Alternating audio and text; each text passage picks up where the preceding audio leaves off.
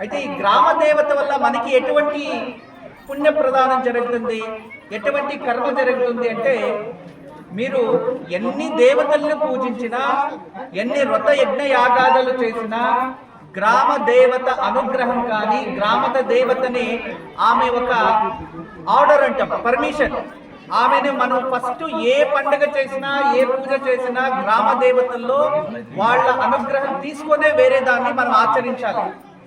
లేకపోతే మీరు ఎన్ని పెద్ద యజ్ఞాలు చేసినా, ఎక్కడ ఏ పూజలు చేసినా అది ప్రతిఫలం ఉండదు. మన ఊరి నుంచి బయటికి వెళ్ళేటప్పుడు గ్రామ దేవతని స్మరించుకొని వెళ్తే మళ్ళీ ఊరికి వస్తామంటే, అప్పటి వరకు అమ్మ నా కొడుకు బయటికి వెళ్ళిండాడో నేను ఎదురు చూస్తా అని ఎదురు చూస్తుంది. ఎప్పుడైతే గ్రామ దేవతని మర్చిపోతామో ఆ ఊర్లో గ్రామంలో జనసంఖ్య అనేది తగ్గిపోతుందంట, జనాభా తగ్గిపోతుంది. ఎందుకంటే గ్రామ దేవతని మర్చిపోయాము, మనల్ని కాపాడే వాళ్ళు ఎవరూ లేరు. ఇక ఊరు వదిలేసి ఒకరే వెళ్ళిపోతూ ఉంటారు. కష్టాలు వచ్చింది, వ్యవసాయం పండుతా లేదు, మాకు నీళ్ళు లేదు అని.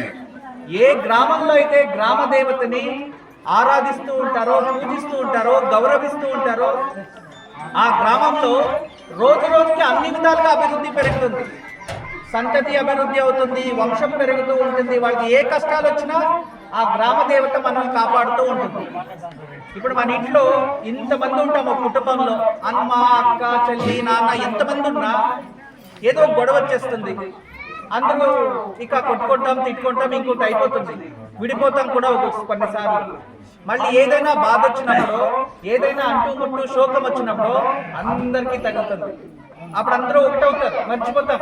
ఓకే, మనది, మన తల్లి తండ్రి మనం గౌరవించాలి, మన కర్తవ్యం మనం చేయాలి. అలా గ్రామ దేవతని ఎవరైతే స్మరిస్తూ ఉంటారో, గ్రామ దేవతని ఎవరైతే పూజిస్తూ ఉంటారో, ఒక తల్లి తండ్రి ఒక పిల్లల్ని ఎలా కాపాడుతూ ఉంటామో అదే విధానంగా ఆ దేవత మనల్ని సర్వదా కాపాడుతూ ఉంటుంది. అన్ని విధాలుగా, అన్ని సమయాల, అన్ని చోట్ల మనం కాపాడేది గ్రామ దేవత. గ్రామ దేవతని పూజించిన తర్వాతే కులదేవత, తర్వాత ఇంటి దేవత.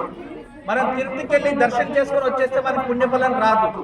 ముందుగా గ్రామ దేవతకు, అమ్మా నేను తిరుపతికి వెళ్తున్నాను, అక్కడ దర్శనం చేసుకొని మళ్ళీ నేను తిరిగి రావాలి, నన్ను ఆశీర్వాదం చేయని ఇక్కడ అడిగితేనే అప్పుడు తిరుపతి తిరుమలలో మీరు దర్శనం చేసుకున్న పుణ్యఫలం. గ్రామ దేవతలకి అంత శక్తి.